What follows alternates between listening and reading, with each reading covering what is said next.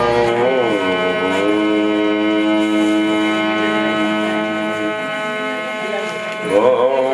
श्री गणेश शारदा गुरुभ्यो नमः।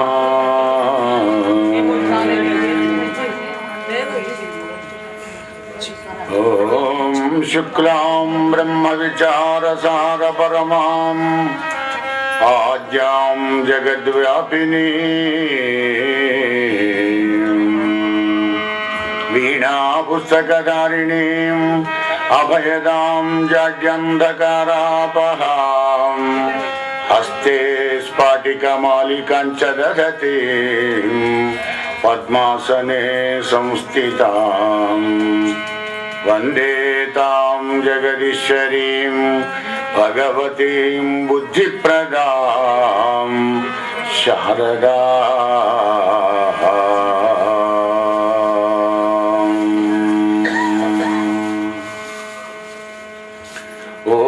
अखण्डमण्डलाकारं व्याप्तं येन चराचरं तत्पदं दर्शितं येन तस्मै श्रीगुरवे नमः। ॐ नमोऽस्तुते व्यासविशालबुद्धे पुल्लारविन्दायतपत्रनेत्रा येन त्वया भारततैलपूर्ण प्रज्वालितो ज्ञानमयः प्रदीपः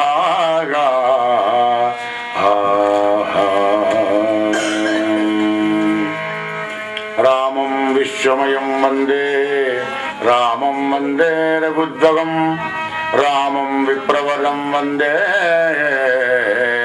रामं श्यामग्रजं भजे।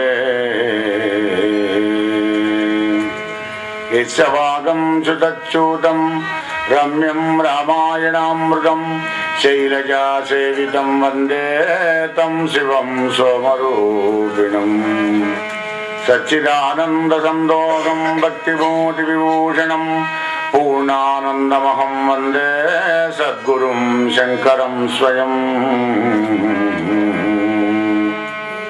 अज्ञानध्वान्तसंवर्त्री ज्ञानलोकविलासिनी चन्द्रचूडवचन्द्रचन्द्रिकेयं विराजते।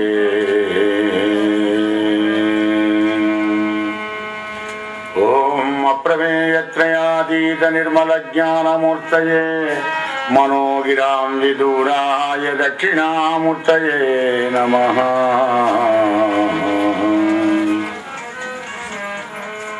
कृष्णं कमलपत्राक्षं पुण्यश्रवणकीर्तनं वासुदेवं जगद्योनिं नौमि नारायण हरिम्।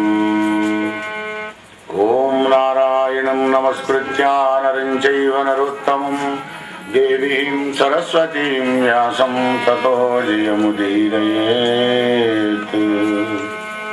हरि ओम श्री गणेश शारदा गुरुभ्यो नमः। श्रीराम जय जय राम। భాగవత భక్త బంధువులారా, కోదండరాముని కోమల చరణాలకు కూడా నమస్కారపిస్తూ గురుదేవుల పాదపద్మాలు ఆశ్రయించి పుణ్య దంపతులైన లక్ష్మీకాంతం వినోద గారి యొక్క ప్రేరణ, కారణం, కార్యం అంతా లక్ష్మీకాంతుడే. లక్ష్మీకాంతుని ప్రాంగణంలో లక్ష్మీవారి నాడే ప్రారంభమై లక్ష్మీవారి నాడే ముగింపు. మనస్సుంటే మార్గం ఉంటుంది. రేపు శుక్రవారం, ప్రారంభం కూడా శుక్రవారమే, లక్ష్మీవారం. ఎందుకు? తాను లక్ష్మీకాంతుడు కనుక. భాగవత సప్తాహం దశమ స్కందం కృష్ణ కథతోని అయిపోయింది. కలియుగం కదా ఇది. అలసులు, మందబుద్ధియుతులు, అల్పతరాయువులు, ఉగ్రరోగ సంకలితులు, మందమాగ్యులు, సుకర్మములు ఏవి చేయజాలని కలియుగముందు అని వ్యాసభగవానుడు 6:30 పూటలు రాకున్నా కానీ కనీసం ఈ పూట వచ్చిన వాళ్ళకు కూడా భాగవత ప్రసాద వితరణ చేయడం కరుణామయుడైన ఆ పరమాత్మ యొక్క సుహృదం. మన మీద, జీవకోటి మీద అంతమైన దయ. ఎందుకంటే తన అంశ ఈ జీవుడు కనుక దయతో అందించినటువంటి భాగవత ప్రసాద వితరణ శ్రద్ధగా గిట్ట ఉయ్యారంగా కర్ణేంద్రియాల్లోంచి గిట్ట ఇప్పుడు ఈ కథను ముగింపును వింటే మీరు భాగవతం సప్తాహం మొత్తం నిన్న ఫలం వస్తుంది. అది వ్యాసభగవానుడు మనకు అందించిన ఫలం. భాగవత ఉపసంహారం అన్నమాట, ముగింపు. ఉత్తరం రాష్ట్రం మనకు కావాల్సిన వాళ్ళకి హైదరాబాద్కు 24వ తారీఖు మ్యారేజ్ ఉంది కనుక ఆయన ఇగో ఈ వస్తువులను పట్టుకొని వీళ్ళందరికీ చెప్పి శుభపత్రికలన్నీ పంచిపెట్టి కావాల్సిన కార్యాలయం అన్నీ చేసి మేత ఇలాంటి రాశావు. ఉన్నది లేనివి లెటర్ నిన్నానని ఎన్నో నింపావు. కానీ అందులో ముఖ్యమైన వాటిని చివరికి మళ్ళొకసారి ఉటంకిస్తావన్నమాట. దివి మాత్రం తప్పకుండా తీసుకురా నాయన ఐఎన్పి ఇంపార్టెంట్ అన్నమాట. అవి అదే ఇప్పుడు జరుగుతుంది. భాగవత ప్రసాద వితరణ, భాగవత ఉపసంహారంలో కూడా శ్రద్ధగా విని ఆ భగవంతుడి కృపకు మీరంతా పాత్రలు కావాలని అవుతారని ఆశిస్తూ ఆశీర్వదిస్తూ రాజా రామచంద్ర భగవానికి నమ. పార్వతీపతే హర మహాదేవ హర. జయ జగదంబా మహారాజ్ఞికి జయ. నిఖిల పురాణ వ్యాఖ్యాన గిరీశమంత్రైన సుతుడు శౌనకాదులకు చెబుతున్నాడు. పరీక్షిత్ మహారాజుకు సుఖదేవుడు అన్నాడు, హే రాజా సావధానంగా వినవయ్యా, రామ అవతరించు అంటాడు పోతన్నా. శ్రీ సీతాపతి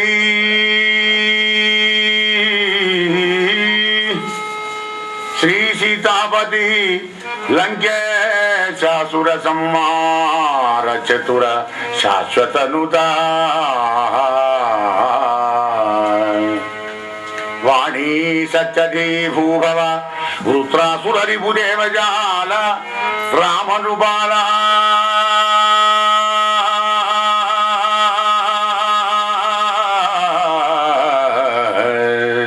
రామనుబాల అవతరించు ప్రభో. రామా వినుమని చెప్తున్నారు పోతన్న గారు. పరీక్ష మహారాజా,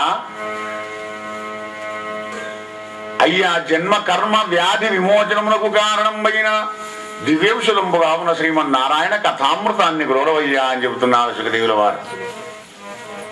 దేనికి ఔషధం? ఏం రోగం ఉన్నది మనకు? జన్మ కర్మ వ్యాధి మరణాలకు 4 రోగాలు.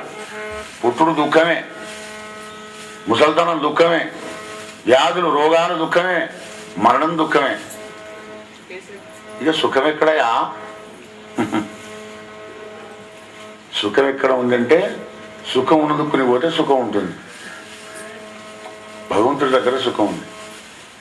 ఏ భగవంతుని దగ్గరికి పోతే ఎట్లా ఇదంతా ఎట్లా ఈ ప్రపంచం అంతా చేసుకో. ప్రపంచం అంతా చేసుకున్నాకనే పరమాత్మ దగ్గర తీసుకుపోతున్నాను. నిన్ను పుట్టంగానే రారకూడక అనలే. నువ్వు చేసిన కర్మఫలం అంతా అనుభవించి చివరికి రా.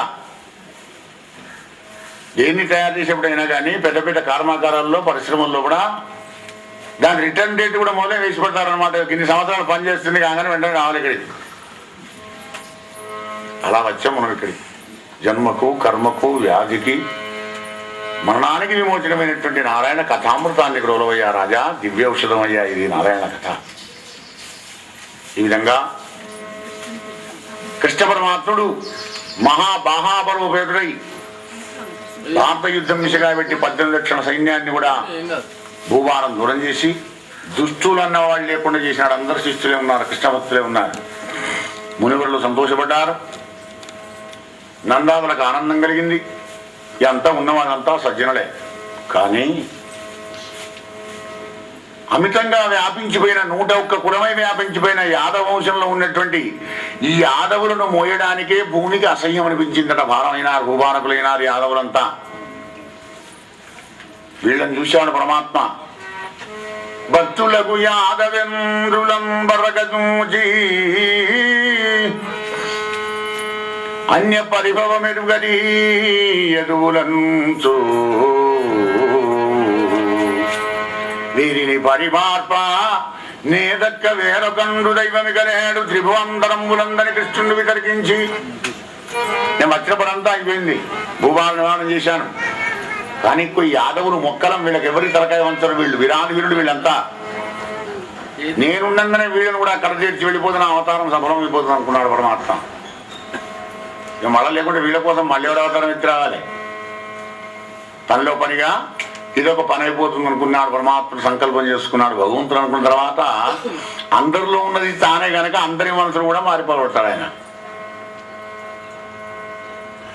సర్వభూతస్థమాత్మానం కనుకనే పిండారకం అనే పుణ్యక్షేత్రం గుండా నుంచి పుణ్యాత్తులైన బ్రహ్మఋషులందరూ కూడా కృష్ణ పరమాత్మ దగ్గరికి వచ్చినారు. కౌస్తుభావనుడిని పాదపద్మాలకు నమస్కారం చేసి వచ్చిన మునిసంగాలకు ఆసనం వర్గ్యం పాద్యం ఇచ్చి నమస్కరించాడు కృష్ణ పరమాత్మ. మహాత్ములారా, మీ దర్శనంతో నా జన్మం ధన్యమైందన్నాడు కృష్ణ పరమాత్మ. చూడండి ఎంత గొప్పవాడు. వాళ్ళు మునీశ్వరులు అన్నారు కదా, కృష్ణ నీ నామములో కూడా, నీ రూపములో, నీ చిరునవ్వులో, నీ ఆశీస్సుల్లో ఆనందం ఉన్నది. నీ దర్శనం కోసం వస్తుంటే మా దర్శనంతో ఆనందం అంటారు ఏమిటయ్యా మా అనుభవాన్ని నమస్కరించాను. కృష్ణ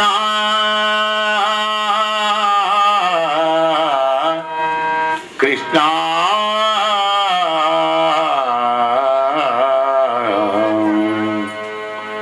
జనములు నిన్ను సేవింపని దినములు వ్యర్థంబులకు తిరుగుతునుండు తనువులు నిలుగడగావట వనములలోనున్నదైన వనరువనాభా.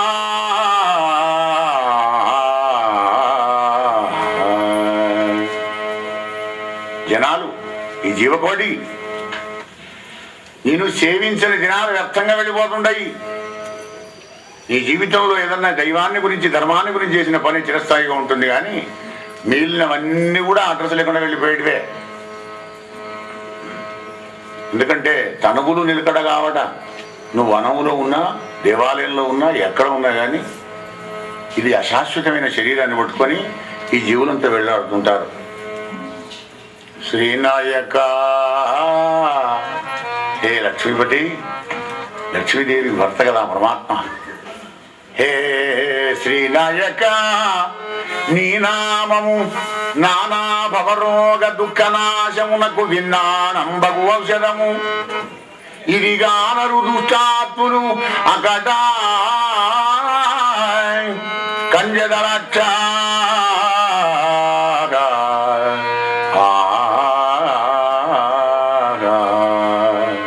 నీ నామము నానా భవరోగ దుఃఖమునకు విన్నానంబగు ఔషధం. అనేక దుఃఖాలను పొందుతుంటాం మనం ఈ భవసాగరంలో కూడా. సుఖం ఎక్కడ ఉంది? ఏమన్నా ఉన్నా సుఖం ఉన్నా కానీ సుఖం గోష్పదం కష్టపర్వత. పర్వతం అంత కష్టం, సుఖమేమో గోవుపాలం అంత సుఖం. కానీ నీ నామం సుఖాన్ని ఇస్తుందయ్యా. కానీ ఇది తెలుసుకోలేరు దుష్టాత్మలు. ఆసురి సంపత్తికి ఆవేశం ఉంటుంది కానీ ఆలోచన ఉండదు కదా. దేవుడు లేడు గీవుడు లేడు బా, పురాణం లేదు గిరాణం లేదు, బావతనం లేదు గీవతం లేదు, అంతే ఏదో బా టైం పాస్ తలకాయ నొప్పి. సరే,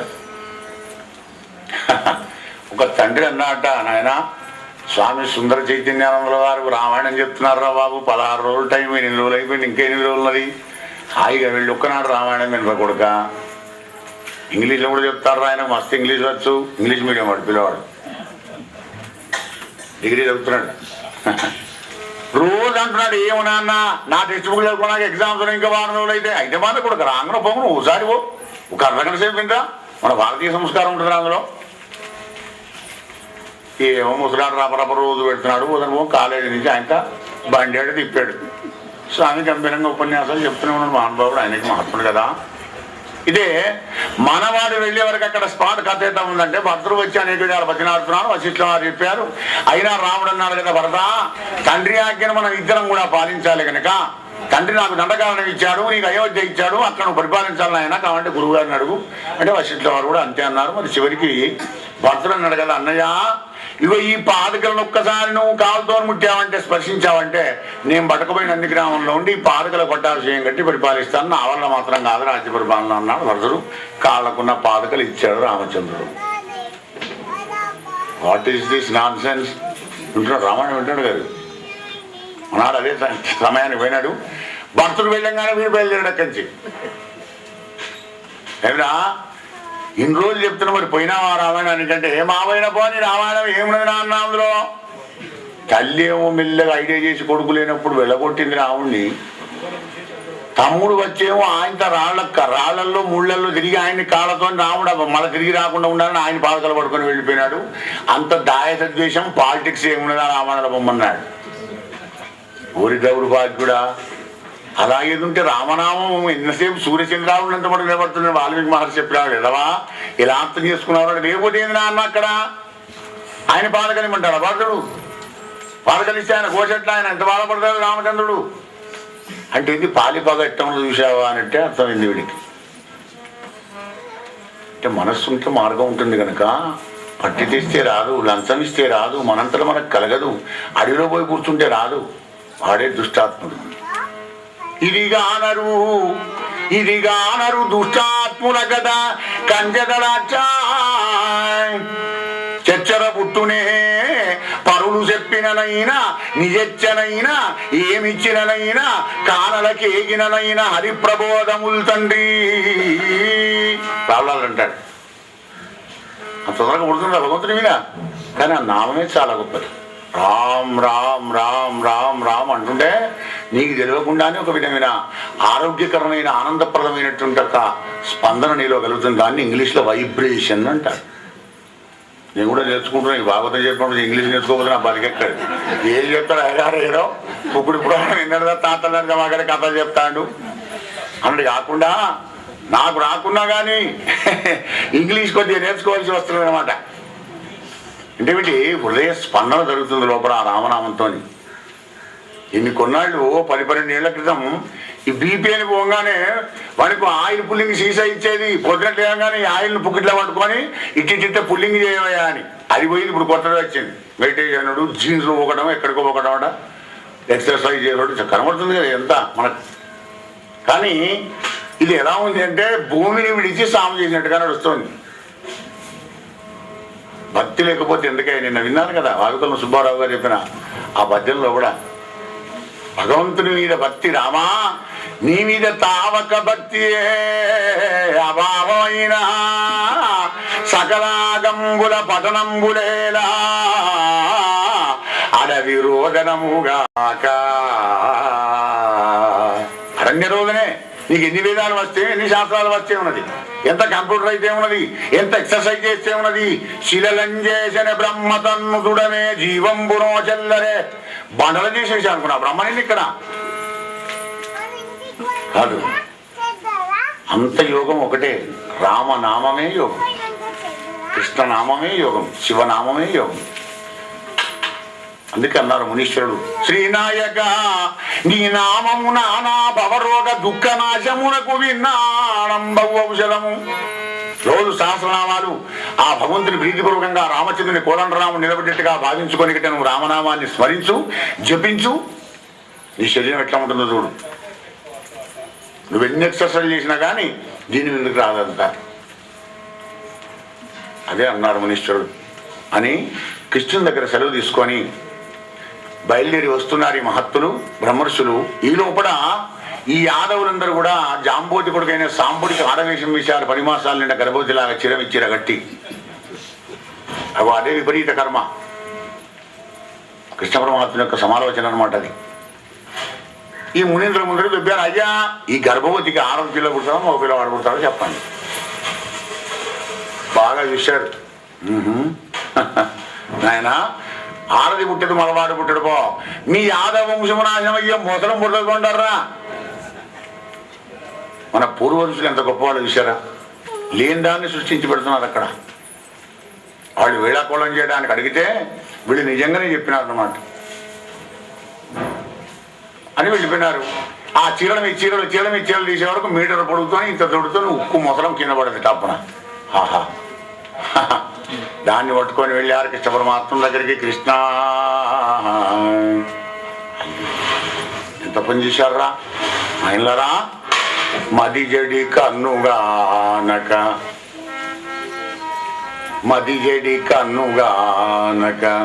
మదయుతులై మునుల కళ్ళ మాటలంజనసి కులక్షయ కారణ విదిదంబగు శాపముందు వెర్రునుగలరే. కన్ను మిన్నగానే కండకావరంతో బ్రహ్మర్షులను అవమానపరిచి కులక్షేకాణమైనటువంటి ఒక శాపాన్ని పొందారు కదరా. ఆహా, ఎంత పని చేశారా, సమర్థుణ్ణి ఉండి కూడా బ్రాహ్మణ శాపాన్ని నేను కూడా ఏం చేయలేను రా నాయన అన్నాడు పరమాత్మ. ఈయనదే లీల అదంతా. బ్రహ్మర్షులకు ఆ సంకల్పం కలిగింది అంటే భగవత్ ప్రేరణే. మరి ఏం చేస్తారు పోండి, ఆ సముద్రం దగ్గర తీసుకుపోయి ఆ బండల మీద వేసి రాకండి అన్నాడు. చచ్చేదాకా టైంపాస్ కావాలి కదా ఏదోటి.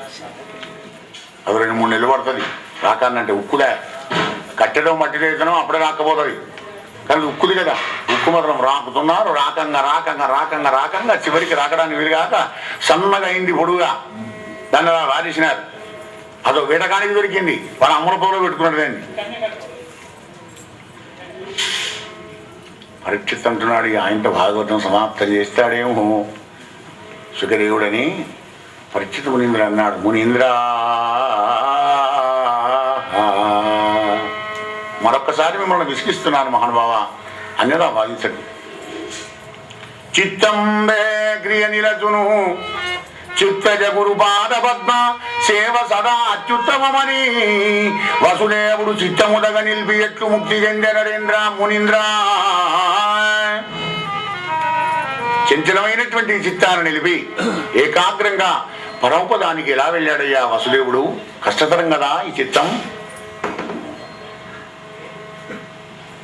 అని మళ్ళీ మొదటికి వచ్చాడు. సుఖదేవుడు రాగానే ధారణ ఏ క్రియ నిలచును మునీంద్ర. ధారణ ఇప్పుడు చిత్తశుద్ధి, చిత్తం ఏ క్రియ నిలచును.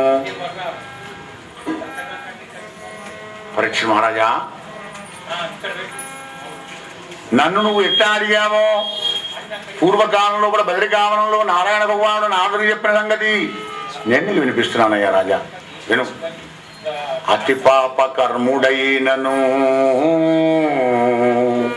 సతతము నారాయణాఖ్య శబ్దము మదిలో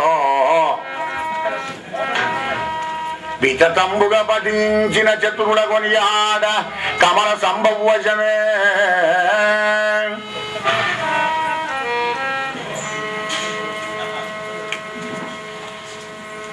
అయ్యా, పాపాత్ముడు ఎంత వాడన్న గాని అభిచే సుదురాచారో భజతే మామనన్యవాన్ సాగురేవ సమంతవ్యా సంక్షిప్రం భవతి ధర్మాత్మా శాంతిం నిగచ్చతి. ఎంత పాపాత్రమైన వాడేనో అర్జున, పాపంలోకి వెళ్ళిన మిగిలిన నిస్సగా పాపం చేసిన వాడైన వాడే. భజతే మామనన్యవాన్ అదంతా విడిచిపెట్టిగా అనన్య చిత్తంతో నన్ను కూడా భజిస్తే వెంటనే వాడు ధర్మాత్మనిగా మారిపోయి అఖండమైన శాంతిని పొందేటువంటి అవకాశం ఒక్క మానవుడికి ఉన్నది. భగవంతుడు ఇచ్చిన శాంతి అదే.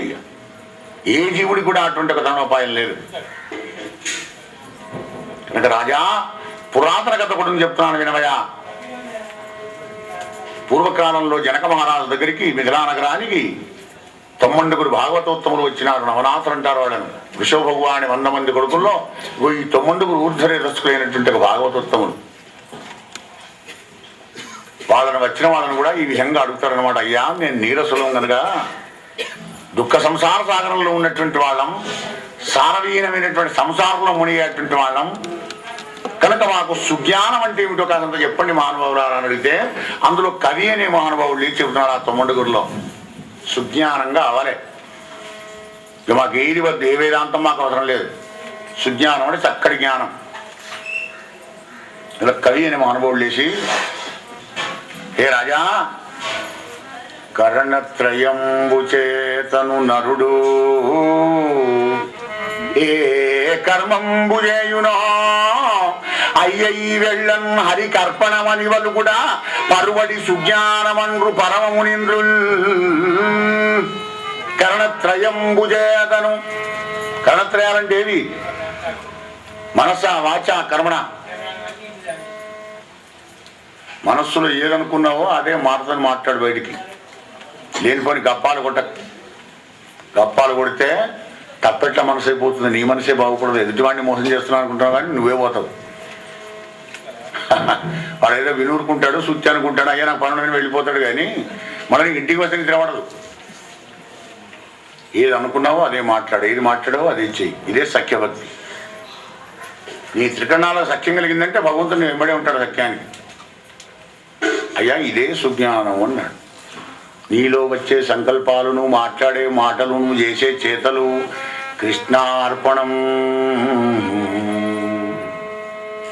అయ్యా ఇగో ఇది సుజ్ఞానం అయ్యా అంటే సుజ్ఞానానికి సంబంధించిన ఇతివృత్తం అంతా ప్రథమ స్కందంలో కూడా ఉంది, చదువుకోండి అని భాగవత ప్రసాదం. గోపాలకృష్ణ భగవానికి జై. ఈ కరణత్రయాలం గురించి వ్యాసదేవుడు మనస్సు అయితే శుకదేవుడు మాట, పరీక్షితు శరీరం. ఆయన భాగవతం రచించాడు, ఈయన చెప్పినాడు, ఆయన విన్నాడు. ముగ్గురు కోటే ఫలం. సుజ్ఞానం అంతా మొదటి స్కందంలో ఉంది. మరి అడుగుతున్నాను మళ్ళా ఇదే భూపాలుడు, అయ్యా భాగవత ధర్మం అంటేది ఏ ప్రకారముగా భాగవతోత్తముడు వర్ణించు, ఆ భాగవత చిహ్నంబులు చెప్పుమా. భాగవత చిహ్నాలు కావనట జనక మహారాజుకు. అందులో హరి అనే మహాత్ములే చెబుతున్నాడు. అయ్యా మహారాజా, సర్వభూతమయుండైన సరసిజాక్షుడు, సర్వభూతమయుండైన సరసిజాక్షుడు, అతడే తనయాత్మయందుండు ననడివాడు, శంఖ చక్రధరుండంచు జనడివాడు, భక్తి భావాభిరదుడు బో భాగవతుడు, భక్తి భావాభిరతుడు బో. భక్తి భావన ఉండాలి, భావ సంశుద్ధి ఉండాలి.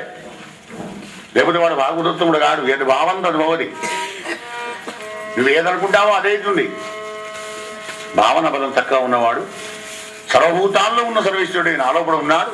నాలో ఉన్నటువంటి ఒక విష్ణుమూర్తి అందరిలో ఉన్నాడు. ఆయన శంఖము చక్రం గదా పద్మాన్ని ధరించి ఉంటాడయ్యా అని సాకారంగా భావన బలంతో ఎవడైతే ఉంటాడో అవి వాడే భాగవతోత్తముడయ్యా. బ్రహ్మ నారదుని చెప్పినాడు ద్వితీయ స్కందంలో. ద్వితీయ స్కంద ప్రసాద వితరణ ఇది సమాధి రూపంలో ఉంది. బ్రహ్మదేవుడు భాగవతోత్తముడే, నారదుడు భాగవతోత్తముడే. శుకదేవుడు పరీక్షితుని చెప్పినాడు. శుకదేవుడు బ్రహ్మర్షి, ఈయన రాజర్షి. శూద్రుడు శవణకాది మహాలకు చెప్పినాడయ్యా ఈ విధంగా జరుగుతుందని. శూద్రుడు భాగవతోత్తముడే, శవణకాది మహారాజు కూడా భాగవతోత్తములే. మీరంతా భాగవతోత్తములు కనుకనే 2 గంటలు ఉడకపోయిన కంటే ఇక్కడ కూర్చొని వింటున్నారు. మీరు కూడా అంతే, తక్కువ అనుకోకండి. వాళ్ళందరినీ అంటున్నారు మమ్మల్ని అల్లయ్య గారు మేము వింటలేము. రోజు 4 గంటలు కష్టపడి 7 రోజులు 4-28 గంటలు వింటుంటే మనకేం లేదా అనుకోకండి. అటువంటి సంశయం వద్దు. మనకు వచ్చే ఫలం మనకు వస్తుంది, మన భావనకు తగ్గట్టుగా మనకు వస్తుంది. మనం ఎట్లాంటి శ్రవణం చేశామో అటువంటి ఒక ఫలాన్ని పరమాత్మ తప్పకుండా మనకి ఇస్తాడు. అందులో ఏమాత్రం సంశయం లేదు. రాజా రామచంద్ర భగవానికి జై. ఇగో ఈ భాగవత ధర్మాలన్నీ కూడా ద్వితీయ స్కందంలో ఉన్నవయ్యా రాజా. గజరాజ వరదు గుణములు త్రిజగద్ పావనంబులు గదా, తేటపడంగా సుజన మనోరంజకముగా వినగ నాకు వేడుక పుట్టెమునింద్రా. జనక మహారాజు చెప్తున్నాడు, అయ్యా గజరాజ వరదులైనటువంటి విష్ణుమూర్తి యొక్క గుణాలు అత్యద్భుతంగా ఉంటాయి కదా. ఆయన గుణాలు వినాలనిపిస్తుంది చెప్పబోయా. అంటే అందులో అంతరిక్షుడు అనేటువంటి మహానుభావుళ్ళు చెప్తున్నాడు. తొమ్మండుగురులో కూడా 3వ ఆయన. హే రాజా, ఆయనకు అనేక నామరూపాల గుణాలు ఉన్నవయ్యా. ఎన్ని నామాలో అన్ని గుణాలు, ఎన్ని గుణాలో అన్ని రూపాలు. పరమ బ్రహ్మమనగా పరతత్వం బనంగా, పరమ పదమనంగా ఈశ్వరుండనగా, కృష్ణుండనగా, జగద్భరిచుండనగా, నారాయణుండు సుమ్మా. ఇన్ని పేర్లు ఆయనకు, ఎన్ని నామాల్లో అన్ని గుణాలు ఉంటావయ్యా. 39 సద్గుణాలు కలిగినటువంటి ఒక పరమాత్మ. నారాయణుడు అంటారు, జగద్భరితుడు అంటారు, పరబ్రహ్మ అంటారు, పరసత్వం అంటారు, పరమపదం అంటారు. సహస్రనామాలు కాదు, అనంతనామాలు ఇంకెన్నో. మరి ఎందుకయ్యా ఒక్క నామం ఎందుకు లేదు అంటే, ఒక్క నామం ఎలా ఉంటుంది? ఇంట్లో ఉన్న యజమాన్ని, సంతానం వచ్చి నాన్న, మనవడు వచ్చి తాత, బామతి వచ్చి బావ, అల్లుడు వచ్చి మావ. ఎందుకయ్యా మరి అందరు నాన్న ఎందుకన్నారు అంటే, కుటుంబ సభ్యులకు యజమానితో ఉన్న సంబంధం బాంధవ్యం అట్లాంటిది అన్నమాట. ఎవడు అనుభూతితో వాడు. ఏకం సత్ విప్రా బహుదా వదంతి. ఒక్క సత్యాన్ని ఆ విశేషమైన ప్రజ్ఞ కలిగినటువంటి ఒక మహానుభావులందరూ వారి వారి అనుభూతి ప్రకారంగా చెప్తుంటారు. చెప్పేది అదే సత్యం. మార్గాలు వేరు వేరు కానీ గమ్యస్థానం అంతా ఒకటేనయ్యా రాజా. ఇగో ఇన్ని పేర్లు ఉంటాయి ఆ మహానుభావుడికి. ఆయన గుణాలు ఏమని చెప్తుంటాడు. ఆయన లేకుంటే శ్వాసే ఆడదు. ఇంద్రియాలు నిరర్థకమే, పంచమహాభూతాలు నిరర్థకమే, ఈ దేహం నిరర్థకమే, మనస్సు నిరర్థకమే. ఆయనదే అంత నడుస్తుంది. సృష్టి స్థితి లయాలు చేయడానికి ఆ గజరాజవరుదులే మరి పరమ పవిత్రమైనటువంటి వాడు అని చెప్పినాడు. 3వ స్కందం లోపల సృష్టి రహస్యాలన్నీ కూడా తృతీయ స్కందం లోపల ఉన్నాయి. 3వ స్కంద భాగవత ప్రసాదం అభ్యుంది మీకు.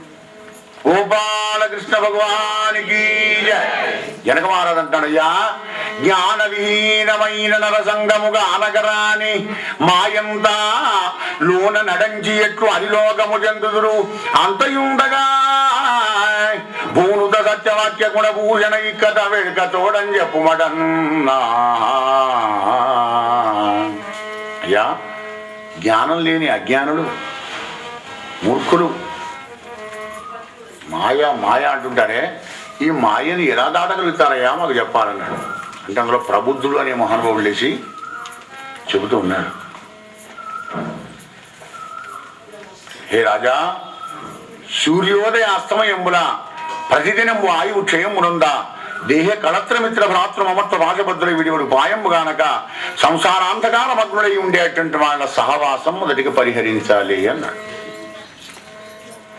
ఉద్యోగుడు తెల్లారడు, చేసిందే చేసుడు, చూసిందే చూసుడు, మేసిందే మేసుడు, రాసిందే రాసుడు, వేసిందే వేసుడు, కొత్తదేం లేదుగా.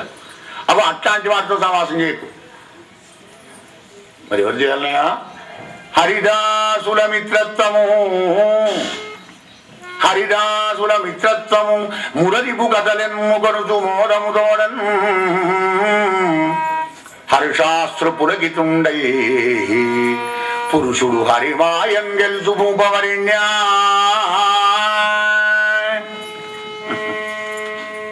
హరిదాసుల మిత్రత్వం చేస్తుంటే హరి మహత్యం తెలుస్తుంది, నేర్చుకుంటావు.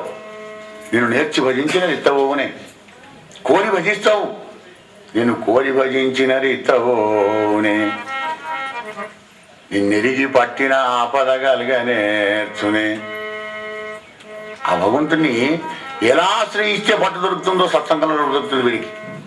కనుక హరిదాసుల మిత్రత్వం చేయాలయా పరీక్ష మహారాజా. అప్పుడు ఈ హరిమాయని తెలుస్తాడు. మాయ ఎలా ఉంటుంది, మాయ ఎలా ఉంటుందని దొరకదు నీకు మాయ. మాయాధీశుడు ఉన్నాడు కదా, అవు ఆయన దగ్గరికి వెళ్ళండి. దైవీ హేష గుణమయీ మమ మాయా దురత్యయ. అమ్ము అమ్ము, త్రిగుణాతీతమైనటువంటి ఒక 3 గుణాలతో కలిగినటువంటి ఒక నా మాయ అతిక్రమింపరా అనేది అర్జున. మొదటంటే మనకు భయం అవుతుంది. 2వ పాదంలో ఏం చెప్తున్నాం మళ్ళీ? మామేవయే ప్రపద్యంతే మాయావేదాంతరంతిదే. నన్నెవడి శరణ పొందుతున్నాడో వాడికి మాయ సులభ సాధ్యమయ్యే అర్జున. చేయ పని. నువ్వు శరణ పొందలేకపోతే మానే నీకంత జ్ఞానం లేదు కదా. శరణ పొందిన మహానుభావులు భక్తులు ఉంటారు కదా, వాళ్ళ సాంగత్యం చేయరా నాయన. ఏం చేయకపోయినా మన నిద్రపోకుండానే వాళ్ళ పక్కన కూర్చో, డేంజర్ లేదు. అంటే ఇప్పుడు మీరు నిద్రపోతున్నారని చెప్పడం కాదు నేను. రాజా రామచంద్ర భగవానికి అయ్యా, ఆ విధంగా ఉన్నటువంటి వాడికి, హరిదాసుల మిత్రత్వం చేసినటువంటి వాడికి మాయను గెలిచేటువంటి ఒక శక్తి కలుగుతుందయా అనగానే జనక మహారాజు అంటాడు, మహానుభావులారా, సకల లోకనాయకుండైన నారాయణుండద పరిగిన ఆ పరమాత్ముడు ఈ దేశాంధ్రంలో ఏ విధంగా ఉంటాడో తెలపాలయ్యా మహానుభావా.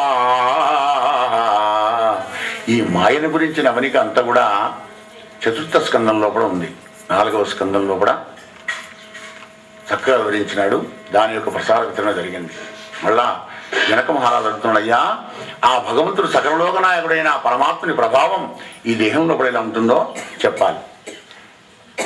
రాజా, జగన్నాథుని యొక్క చరిత్రను చెప్తున్నాను విను.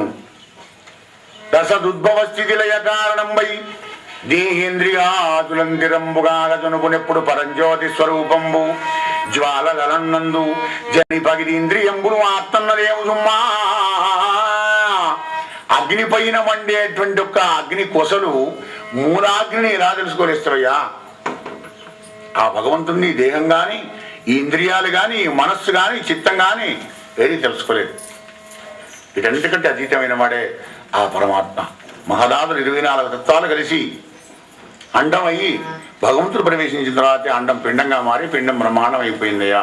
వీటన్నిటికీ పెక్కైనదే పరమాత్మ. క్షేత్రజ్ఞ విభాగం చేసిన వాడికి ఆ పరమాత్మ ప్రభావం తెలుస్తుందయ్యా అన్నాడు.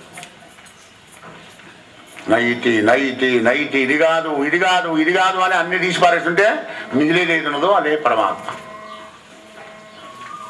దీనికి సంబంధించినంతా 5వ స్కందంలో ఇచ్చినాడయ్యా. స్థూలంగా సూక్ష్ముడు ఆయనే, స్థూలుడు ఆయనే. అచింత్య రూపం, చింతన కూడా అందినటువంటి ఆ పరమాత్మ అనగానే అయ్యా జనక మహారాజు అడుగుతున్నాడు. పురుషుండే కర్మము వరువడి గావించి పుణ్యపరుండై మరణం ఈ దురితంబులనకి మురళిపు చరణ యుగం పెట్టుదేరు సన్మునివర్యా. మరి పురుషుడు ఏ కర్మ చేస్తే వీడికి ధర్మ మార్గంలో ఘటించి భగవంతుని యొక్క కృప కలుగుతుంది అంటే వీడి కర్మ మార్గం, కర్మయోగాన్ని గురించి అడుగుతున్నాడు అన్నమాట. ఏ కర్మ చేయాలి, ఏది మంచి కర్మ, ఏది చెడు కర్మ. అప్పుడు అన్నాడు కదా రాజా, అవిర్హోత్రుడనే వాళ్ళు చెప్తున్నాడయ్యా. అవిర్హోత్రుడు జనక మహారాజుతో అన్నాడు, రాజా కర్మ ప్రతిపాదకములైన శుతివాదంబులు అలౌకిక వర్ణితంబులు అట్టి ఆమ్నాయంబులు సర్వేశ్వర స్వరూపంబులు గాన విద్వాంసులు కూడా ఎరుంగలేరు. కిం కర్మ కిమ్మ కర్మేది కవియు అప్యత్రమోహిత. ఏది కర్మో ఏది అకర్మో ఎవడు గెలవాలి, ఎవరు చెప్పాలి? అదొక భగవంతుడే తెలుస్తుంది. కర్మ అకర్మ, కర్మ అంటే చేయవలసిన కర్మ, అకర్మ అంటే ఏమి చేయకుండా ఉండడం, వికర్మ అంటే విపరీతమైన కర్మ. ఏది మంచి కర్మ, ఏది దుష్ట కర్మ కవయో అప్యత్ర మోహిత. కవులు పండితులు కూడా మోహించిపోతారయా, వాళ్ళకు కూడా తెలియదు. ఎలా తెలుస్తుంది? భగవంతుడికి తప్ప ఎవడికి తెలియదు. ఇద్దరు కలిసి వస్తున్నారు అక్కడి నుంచి. జ్యోతినగర్ పైనుంచి రావాలి, ఇంకా క్రిస్టియన్ కాలనీ నుంచి రావాలి భాగవతానికి ఇక్కడికి. ఇద్దరు కలిసి బయలుదేరి వస్తున్నారు. భాగవతం భాగవతం విన్నామని. మరి జ్యోతినగర్ తాండ్రంగా తిరిగి ఏముందనేవాడు ఇంకొక ఫ్రెండ్ కలిసినాడు. అరే ఎక్కడినా పోతన భాగవతం. అరే పోతన భాగవతం అయ్యగారు 7 రోజులు చెప్తారు కానీ నేను చిరంజీవి ఠాకూర్ సినిమా ఒక టికెట్ తీసిన 2 ఎవరన్నా ఒక్కడండి. అందరూ ఒక్కరు కలిసి వాడు వెంబడి పోతాడు. వీడు ఒక్కడు మీరాడు. అరే నాకన్నా టికెట్ తీసిన నేను మత్తు కాదరా, తీసుకుని 2 టికెట్లు మరి రేపు చూస్తూ కానీ నువ్వు అన్నాడు. వీడు భాగవతానికి వచ్చాడు బాబు, వాడు సినిమాకి వెళ్ళిపోయినాడు ఫ్రెండ్తో. వీడు వచ్చి ఇక్కడ కూర్చోన్నాడు.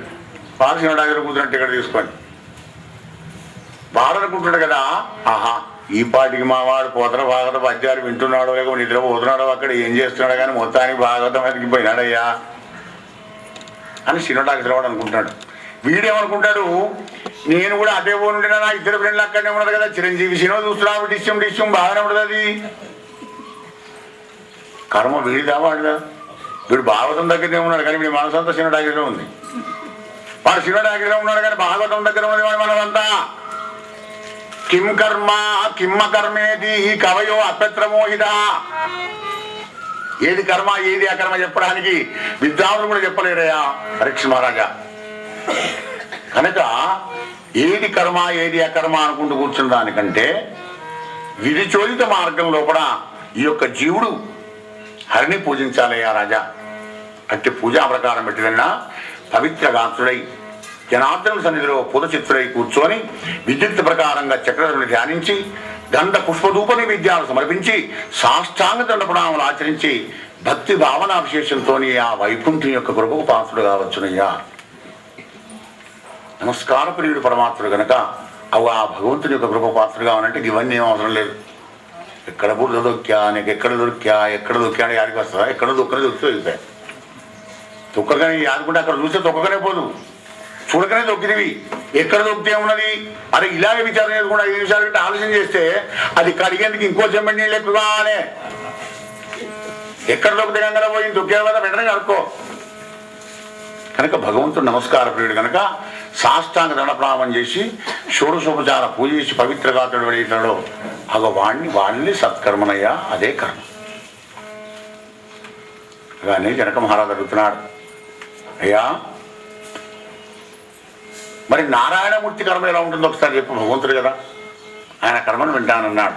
అందులో ద్రమీరుడు అనేటువంటి వాడు చెప్తున్నాడు, ధర్మునికి మూర్తికి పుట్టినటువంటి నరనారాయణుడు ఘోరమైన తపస్సు చేస్తున్నారు బదరికావనంలో కూడా. ఆ తపస్సు చేసేదాన్ని విఘ్నం చేయడం కోసమని దేవేంద్రుడు అందమైనటువంటి అప్సరసను పంపించినాడు. రంభను, మేనకను ఇట్లాంటి అందమైన వాళ్ళందరినీ పంపించినాడు. వాళ్ళు వచ్చి నాట్యం చేస్తున్నారు. నరుడు కళ్ళెదిరిలేట, కళ్ళు తెరిస్తే తపోభంగం అవుతుందని భయపడి. కానీ నారాయణమూర్తి మాత్రం రాజా మదనుని బాణజాలమున మగ్నత పొందక ధైర్యవంతుడై మురితలవాడి చూపులకు మోగమునందక నిశ్చలాత్ముడై ఉదయమునందు నచ్చుతుం రమేశుం అనంతుం జగన్నివాసుని వదలక భక్తి నిల్పుకొని వారికి ఇట్లనే మౌని పెంపునా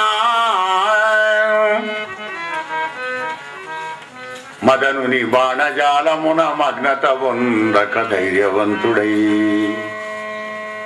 మనమందరూ వేసే పులబాణాలకు ఏం చెల్లించకుండా ధైర్యంతో నిశ్చలాత్ముడై భగవంతుడిని ఓంకారం స్మరించుకుంటూ ఆ పరమాత్ముని గురించి అలాగే ఉండి ధైర్యంగా అన్నాడు. ఎవరు జంబారు పంపించాడు మిమ్మల్ని, దేవేంద్రుడు పంపించాడు కదా, చేయండి, నాట్యం చేయండి. అలా నాట్యం చేస్తుంటే తన ఊరుమును జరిచి ఊర్వశినే అందమైన అమ్మాయిని సృష్టించి దాని వెంబడి అనేక మంది అప్సరసులను కూడా సృష్టించి తలకాయ వంచుకుని వీళ్ళు వెళ్ళిపోయినారయ్యా. ఇగో ఇది నారాయణమూర్తి కర్మ. ఎవరు చేస్తారయ్యా రాజా? నారాయణకు నారాయణుడే సాటి. ఆయన కర్మను ఎవడు చేయగలుగుతాడు? అద్వితీయుడు, అసదృశుడు పరమాత్మ. సీతమ్మ రామచంద్రుడు యజ్ఞం చేస్తున్నప్పుడు దీక్ష సమర్థరామదాసు చెప్తుంటే విష్ణుదాసుడు శిష్యుడు అడుగుతాడు, గురుదేవా యజ్ఞ దీక్షితుండైన రఘురాముడేల ఏకశయ్య పైన సీతమ్మ తదలిసే నియమంబున గిరిభంగంబుగా గురుదేవా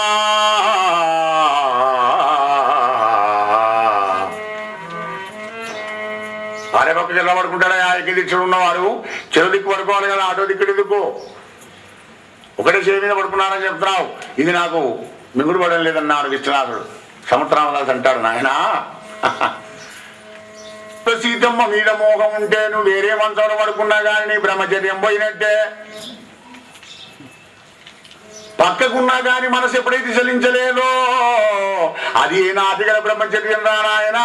కందుకే రాముడికి ఉన్న వ్రతం ఎవరికి కూడా లేదు. ఒకటే భార్య, ఒకటే బాణం, మరి ఒకటే మాట. ఏకపత్నీవతుడు రామచంద్రుని విషయంలో సంశయించకురా శిష్య. అది రాముడిది, రాముడికే నడుస్తుంది, ఇంకెవరికి నడవదు. రాముడికి రాముడే సాటి, నారాయణమూర్తికి నారాయణమూర్తే సాటి. అసదృశుడు, అద్వితీయుడు కనుక ఆయనతో సమానం ఎవరు చేయలేరా. ఆయన కర్మ ఆయనే చేస్తాడు. రాజా రామచంద్ర భగవానికి నాటిగల బ్రహ్మచర్యం అని దాన్ని అంటారనమాట. భార్య ఉండగా కూడా బ్రహ్మచర్యం ఎవడైతే ఉంటాడో అగో వాడు ఆరోగ్యం, ఐశ్వర్యం, ఆనందం అన్ని కూడా పొందుతుంటాడు. పరీక్ష మహారాజా అట్టి పరమేశ్వరుని లీలాగ్రహీతంబుడైన మత్స్య కూర్మ వరాహ నారసింహ వామన రామ రఘురామ రామ బుద్ధ కల్క్యాద్వతారంబులు అనేకంబులం గలవు. శేష భాషాపలకైనా వర్ణింపనలుగారయా పరీక్షేంద్రేంద్ర.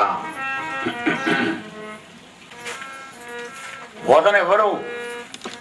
పోతనా పోతనా పోతనా. నేనెక్కడికి పోతారా నాయన? తెలుగుదేశ ప్రజలారా, భాగవతం ఉన్నంతసేపు నేను ఉంటా. నేను పోతానా? ఎక్కడికి పోతా? ఎక్కడికి పోను. పోతము అంటే కూడా పడవవుతుంది. పడవలాంటి భాగవతాన్ని రచించి మనకు అందించిన బంగర పోతన గారి యొక్క రుణం మనం తీర్చుకోలేం. ఈనాడు మీ అందరికీ ఆనందం కలిగి నవనీతం కరిగి నా పక్క పంటి వరద గారింది ఇప్పుడు. అందుకే కారణం ఏమిటంటే పోతన గారి యొక్క ఛందస్సు అపురూపమై అనిర్వచనీయమైనటువంటి ఒక ఆనందాన్ని ఆ మహానుభావుడు ఆ మకరందాన్ని అంతా కూడా ప్రతి పద్యంలో నింపినాడు అనమాట. చక్కెర కలిపాడు, ఆ కలములో ఏం పెట్టుకున్నాడో, తేనె పోసుకున్నాడో, మరి లేకుంటే అమృతం పోసుకున్నాడో, చక్కెర పాకం పోసుకున్నాడో కానీ సిరా అయితే కాదు. అందుకే అది విన్న వాళ్ళందరికీ ఆనందం కలుగుతుంది. అన్న నాకెటువంటి ఆనందం కలిగిందో విన్నటువంటి మీకు కూడా ఆనందం కలిగింది. నవనీతరావు గారు ఇప్పుడు వచ్చి మీకు చెప్పినారే, ఆయనకు అసలు మైక్ పని లేదు. పొరపాటు నేను మైక్ ఇచ్చా కానీ మైక్ దగ్గర నేను చెబితే మీకు ఎంత ఆనందం కలుగుతుందో మైక్ లేకుండా ఆయన చెప్తే మీకు అంత స్పష్టంగా వినొస్తుంది. అంటే చక్కటి గాత్రం, ఆ భగవంతుడు ఇచ్చినటువంటి ఒక గొంతది. అందరికీ ఆ భగవంతుడు ఇవ్వాలి. అందరి లోపల కూడా ఆయనే ఉన్నాడు కనుక తనను తానే పొగుడుకున్నాడు. తనకు ఆనందం కలిగింది.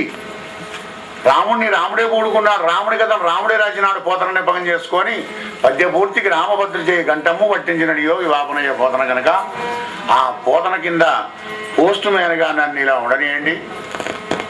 ఇటువంటి యొక్క స్తోత్రాలు స్థవాలతోనే కర్ణ కృష్ణమూర్తి కాదయా, నల్లని కృష్ణమూర్తి చెప్పాడా. నల్లనయ్య ఆయన కథానందమే, ఆయన రూపమానందమే, ఆయన గానమానందమే. ఆయన రూపం మొత్తం కూడా మొత్తం శరీరంలో ఉన్నటువంటి ఆ పార్ట్స్ నిమిలిపించే ఆనందమే. ఇలా ఆనందానికి నిలయమైనటువంటి ఒక మధురాధిపతి యొక్క కథ కనుకనే మీ అందరికీ ఆనందాన్ని కలిగించింది. అక్కడ నాదేం లేదు, నేను నిమిత్త మాత్రం అంతే. నన్ను ఊతగా చేసుకొని మీ అందరినీ ఆనంద పెట్టడానికి ఆ పరమాత్మ ఆ విధంగా చేశాడని సవినయంగా మీకు మనవి చేస్తూ, మీరు విని ఆనందపడి ఎప్పుడూ ఆనంద డోలికల్లో విహరించాలి అనేటువంటి ఒక కోరిక మాత్రం నాకు ఎక్కడ నేను చెప్పినా ఇదే మాట చెప్తాను. మొన్న ఆసిఫాబాద్లో కూడా ఇట్లాగే చెప్పాను. అమ్మా మీరు భజన చెప్తే అనకపోవడం మాత్రం నాకు బాధ అయింది. వాళ్ళు భజన నేను ప్రారంభం చేయగానే తలకాయలు అనుకునే వాళ్ళు ఎక్కడ జైల్లో తీసుకుపోయి పారేస్తారు నన్ను అన్నట్టుగానే ఉన్నారు పాపం అందరు.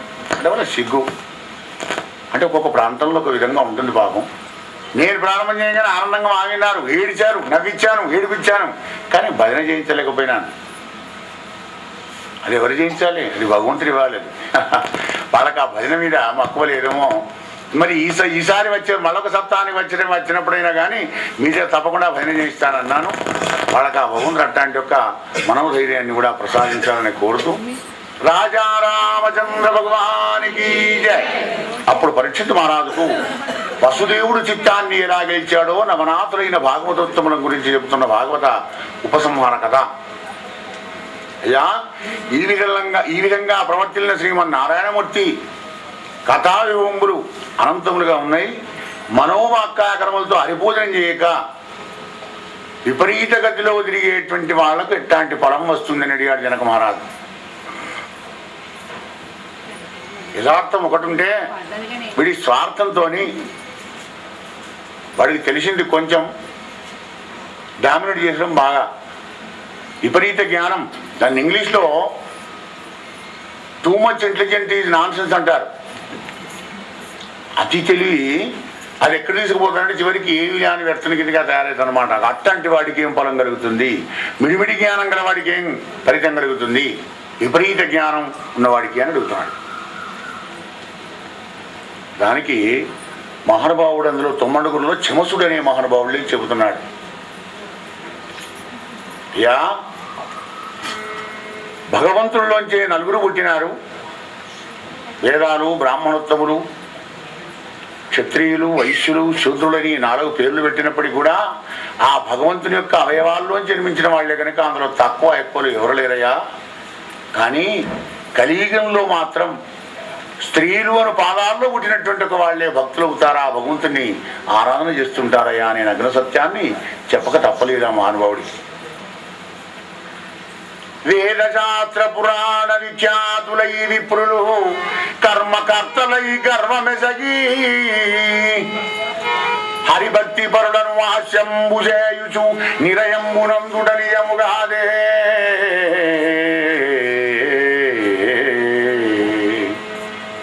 బ్రాహ్మణ వంశంలో జన్మించినంత మాత్రంలో కూడా వాడు బ్రహ్మజ్ఞానికి ఆవరణ లేదు.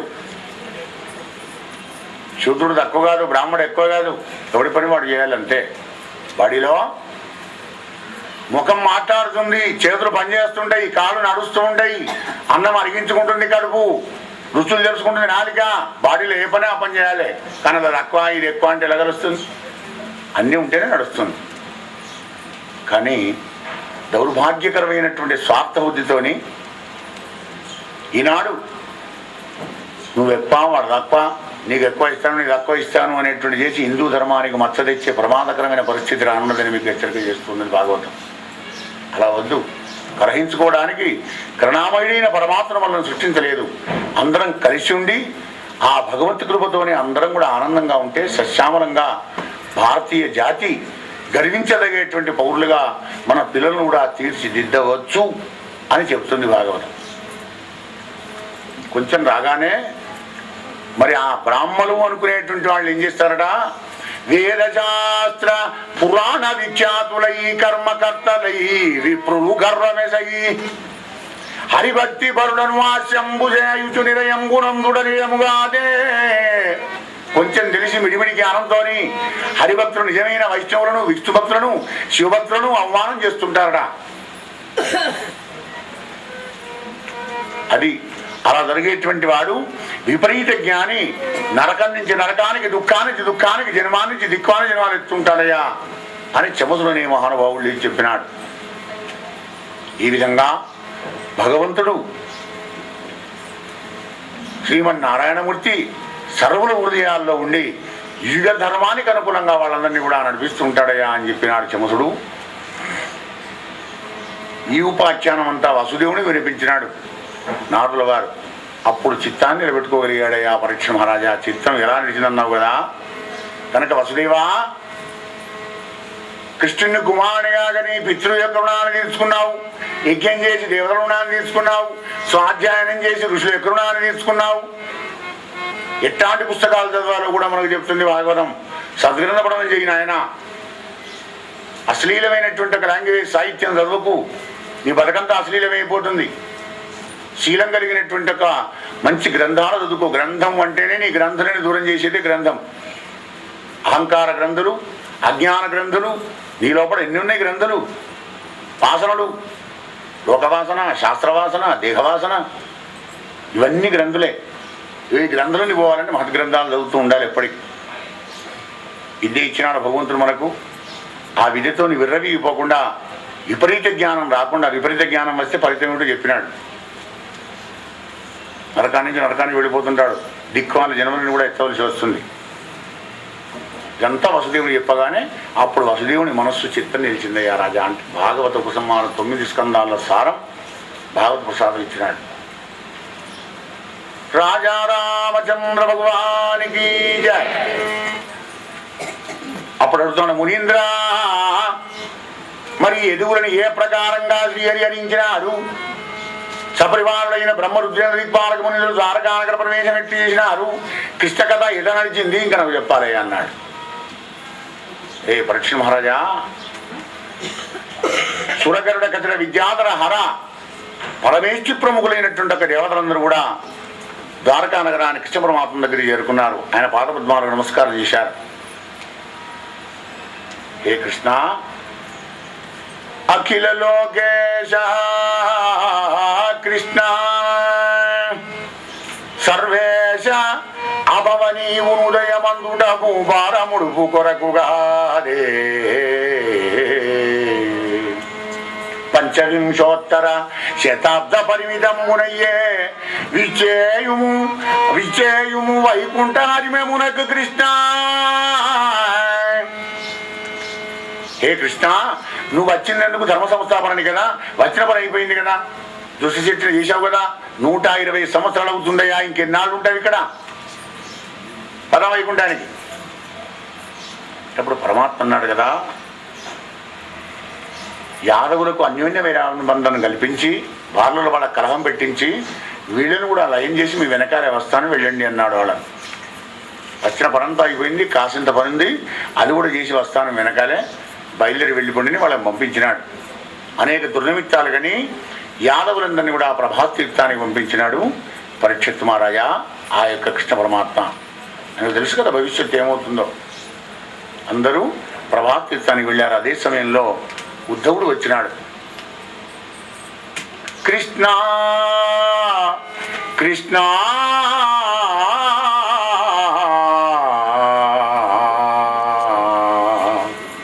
దేవదేవా, యదుక్షయంబు గావించి నీవు జరినా మా బ్రతుకు విధానం కోసం చెప్పుమా మాధవా. నీ సహచరణమై గడిపిన మా జీవితం నువ్వు వెళ్ళిన తర్వాత మేము ఎలా ఉంటామయ్యా ఈ భూమి మీద? మా జీవన విధానం ఏమిటో కూడా కాస్త చెప్పి వెళ్ళిపో. ఎందుకంటే దివ్యమంగళ విగ్రహ స్వరూపుడైనా నిన్ను చూడడానికి, నీ నామం స్మరించడానికి, నీతో తిరగడానికి అలవాటు పడ్డటువంటి ఒక మా బతుకు ఎడారి బతుకు కాదా? మా గతేమిటి కృష్ణ అని అడిగినాడు. ఉద్ధవా, బ్రహ్మాది దేవతా ప్రార్థనములను చేసి ధాత్రి వారమును నివారించింది. ఇంకా ద్వారకానగరం ఇవాటికి వారం రోజుల లోపల 7వ దివసంలో సముద్రుడు ముంచుతాడయ్యా. అప్పుడంతా జలం అయిపోతుంది.